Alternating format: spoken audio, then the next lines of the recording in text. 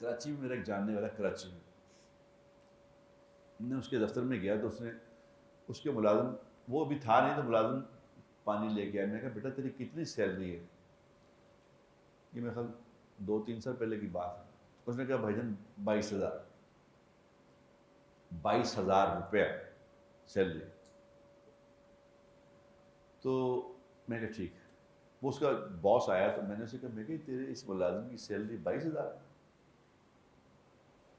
اس نے کہا جی 22,000. میں کہا کیوں؟ کہ جی ریٹ ہی ہے، ریٹ ہی ہے، ریٹ ہے. میں نے کہا یاد رکھو میری بات غور سے تو سن لے آج بات. یہ ریٹ کس نے نکالا ہے؟ اس غریب آدمی کا ریٹ کس نے نکالا ہے؟ 22,000 روپے کس نے بنایا ہے؟ آسمان سے اترا بھائی رہنا. تو کمپنی میں 4 ارب روپے کا پروفٹ کیا تو نے سال میں اس دفعہ، اور اس 4 ارب میں سے اس کو 22,000 روپے دے رہا ہے اور کہہ رہا ریٹ ہے ہوئی ہے.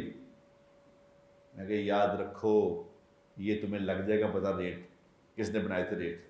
کیونکہ اللہ کے نبی صلی اللہ علیہ وسلم نے عرفات کے میدان میں کھڑا ہو کے یہ بات کہی تھی، دیکھو اپنے ملازموں کو وہی کھلاؤ جو تم کھاتے ہو، ان کو وہی پہناؤ جو تم پہنتے ہو.